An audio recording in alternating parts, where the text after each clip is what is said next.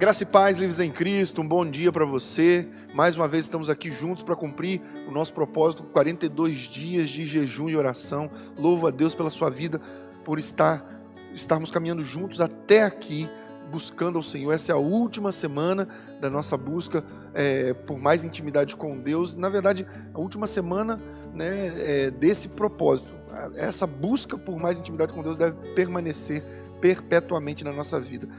Eu quero lembrar você que está assistindo talvez pela primeira vez esse vídeo, que nós temos aqui na descrição desse vídeo o prospecto com todas as orientações para os 42 dias de jejum e oração. Então, se você deseja fazer os 42 dias de jejum e oração, você pode fazer. Mesmo que nós já estejamos na última semana, você pode iniciar os 42 dias de jejum e oração buscando mais intimidade com Deus. Tenho certeza que o Espírito Santo de Deus será derramado poderosamente sobre a sua vida. Agora eu quero convidar você para orar junto comigo, pedindo ao Senhor luz para o nosso entendimento acerca do texto que nós leremos nesse momento. Amém? Feche seus olhos. Vamos orar ao Pai em nome de Jesus. Pai Santo, nesse momento nós oramos a Ti, clamando por Tua infinita misericórdia e graça. Pedimos ao Senhor que o Teu Espírito Santo seja derramado sobre cada mente, sobre cada coração, para que nós recebamos luz no nosso entendimento e assim possamos compreender a Tua palavra. Ensina-nos, Espírito Santo. Por amor do Teu nome, Pai, nós oramos em nome de Jesus Cristo. Amém. Amém. O texto que nós vamos ler nessa manhã é o texto de Atos dos Apóstolos, capítulo 2, verso 4. Esse livro poderia até ser chamado de Atos do Espírito Santo, né? Porque a tônica desse livro é a ação do Espírito Santo de Deus na vida dos apóstolos. Mas vamos lá, Atos capítulo 2, verso 4, a palavra do Senhor Deus diz assim: todos ficaram cheios do Espírito Santo e começaram a falar noutras línguas, conforme o Espírito os capacitava. Queridos, esse é um texto muito conhecido, onde na festa de Pentecostes, uma grande multidão estava reunida, os discípulos estavam numa casa, no segundo andar dessa casa, um lugar chamado cenáculo, um salão grande, e ali eles estavam orando e buscando ao Senhor e esperando o cumprimento da promessa de Jesus, que seria para que eles permanecessem em Jerusalém até que do alto eles fossem revestidos de poder.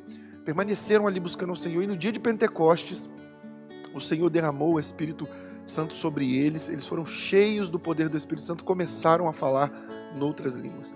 Agora aqui é importante nós observarmos algo muito precioso, e aqui vem uma lição muito, mas muito importante para você aprender e entender, e para você ensinar para outras pessoas quando essa questão for colocada à prova, até porque o apóstolo Pedro nos orienta a que nós estejamos sempre preparados para responder com mansidão a todo aquele que questiona a causa da nossa fé. Então, o texto que nós lemos mostra que todos foram cheios do Espírito Santo e começaram a falar noutras línguas, em outras línguas. E aqui, algumas denominações, com as suas teologias denominacionais, colocam ênfase no fato de que eles não falaram em línguas estranhas, eles falaram noutras línguas, eles falaram em outros idiomas, e atribuem até o falar em línguas estranhas a algo que a psicologia chama de glossolalia, que é produzir sons sem sentidos. E isso é muito triste de ver, porque infelizmente aqueles que defendem essa teoria, essa tese, eles abortam texto muito importante das Escrituras Sagradas, que é o texto de 1 Coríntios, no capítulo 14, e o verso 1 em diante. Eu quero ler ele com você, que diz assim: sigam o caminho do amor e busquem com dedicação os dons espirituais, principalmente o dom de profecia. Verso 2 diz: pois quem fala em língua não fala aos homens, preste atenção nisso, pois quem fala em língua não fala aos homens, mas a Deus. De fato, ninguém o entende. Ninguém, literalmente, ninguém o entende.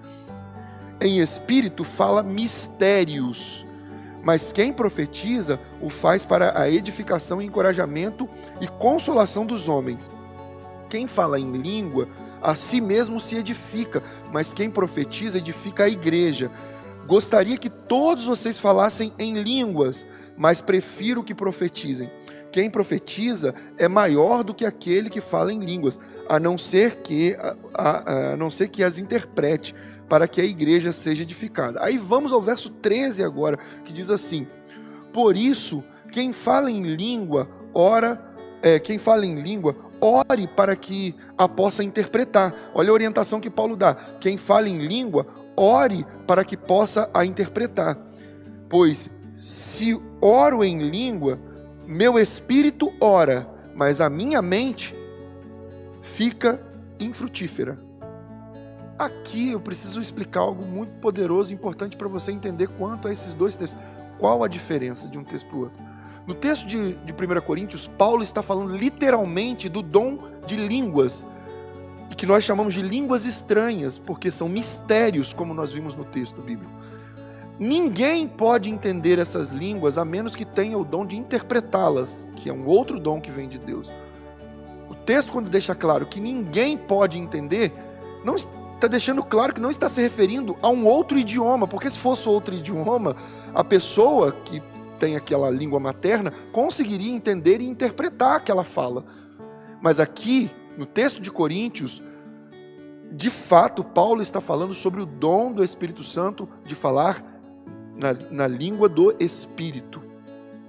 E enquanto que em Atos dos Apóstolos, no capítulo 2, o Lucas está escrevendo, narrando a história do dia de Pentecostes, e de fato ele está falando que o que aconteceu ali foi que o Espírito Santo deu aos apóstolos a capacidade de falar na língua materna de outras pessoas. Então, se tinha italiano, ouviu no italiano; se tinha uma pessoa do Japão, ouviu na língua japonesa, e assim sucessivamente. O dom que o Espírito Santo deu aos apóstolos em Atos capítulo 2 foi a capacidade de transmitir a mensagem para outros povos. Os apóstolos entendiam até aquele momento, mesmo que alguns já tinham recebido de Deus revelação quanto à necessidade de que o evangelho fosse pregado a outros povos, e o apóstolo Pedro foi um desses, que deixou até claramente escrito na sua primeira carta, dizendo que Deus não quer que ninguém se perca, mas que todos venham ao arrependimento. E isso no sentido de que Pedro estava deixando claro que todos os homens de todas as nações, em todos os lugares, Deus queria que essas pessoas de todas as nações chegassem ao arrependimento. Então, naquele momento, Deus estava derramando sobre eles a capacidade de transmitir a mensagem para outros povos, para que outros entendessem. Essa graça também nos foi dada pelo Espírito Santo de Deus, ainda que você diga, não, mas eu não sei falar em outro idioma. Mas hoje em dia nós não temos essa necessidade.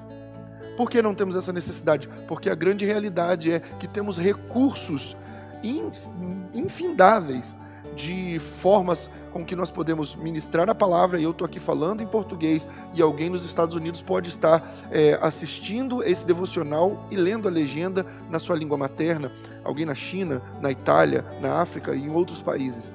Naquele momento era necessário que os homens recebessem o evangelho, e aquele dom foi dado para aquele tempo de modo específico, e é por isso que você diz assim, mas não existem hoje em dia, mas Deus não dá hoje em dia esse dom. Deus dá tudo de acordo com a necessidade do povo ao qual ele está lançando a mensagem. A mensagem nunca vai voltar vazia por esse motivo. Então, quando vamos a 1 Coríntios, Paulo está falando do dom de línguas estranhas, do dom de línguas, das línguas do Espírito. Veja que ele diz o seguinte, pois, no verso 2, pois quem fala em línguas não fala aos homens, mas a Deus. De fato, ninguém o pode entender. Em espírito fala mistérios. Esse verso 2 aqui é chave para você poder explicar isso para outras pessoas. Ninguém pode entender, portanto, não é uma língua de outro país. Não está falando aos homens, está falando a Deus. E no verso 13 diz, por isso quem fala em línguas, ore para que a possa interpretar. Peça a Deus o dom de interpretação, pois se oro em línguas, o meu espírito ora, mas a minha mente fica infrutífera. Olha o que isso significa, que nem mesmo quem fala em línguas entende o que está falando. E você que tem o dom de línguas sabe bem disso. A menos que você tenha o dom de interpretá-las, você fala e não sabe o que você está falando. Você está orando, é o seu espírito falando com Deus.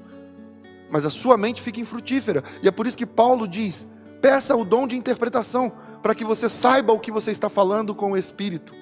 Para que você fale em línguas e automaticamente, pelo dom de interpretá-las, você consiga entender o que você está falando, mesmo que fale em línguas misteriosas. Então, Concluo aqui mostrando para você uma verdade muito preciosa, para aqueles que ficam angustiados pensando que eu não sou batizado com o Espírito Santo porque eu não falo em línguas. Sabe, não é evidência do batismo com o Espírito Santo o dom de falar em línguas. Em algumas denominações, na sua tradição, na sua teologia denominacional, é colocado como que só é batizado com o Espírito quem fala em línguas.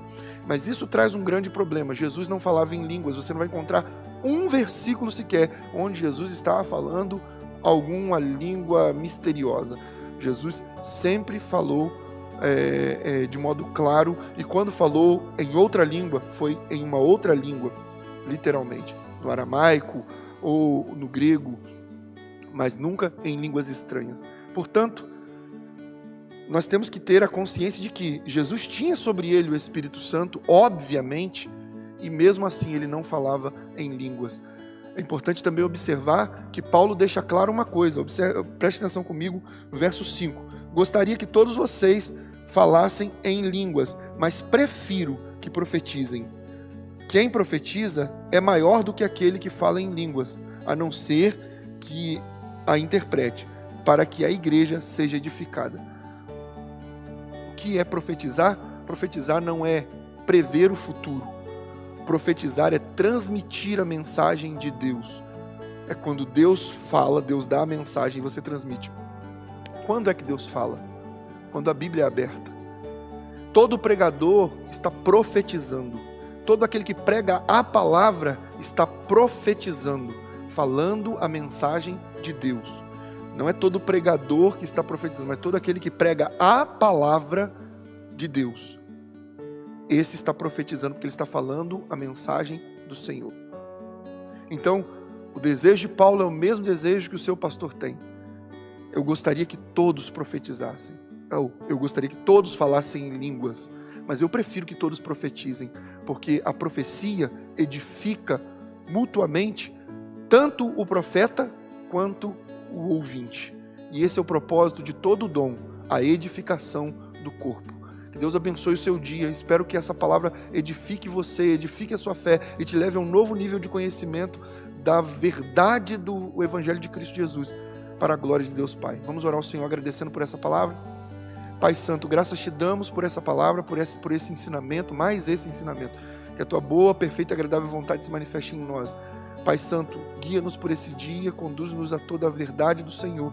Ajuda-nos em tudo por misericórdia e graça. Que o teu Espírito Santo, Deus amado, seja derramado sobre nós e que haja intimidade entre nós e o Senhor. É o pedido que te fazemos em nome de Jesus. Amém. Amém. Que Deus abençoe o seu dia, fique na paz do Senhor Jesus e lembre-se, não tenha medo, tenha fé. Deus te abençoe.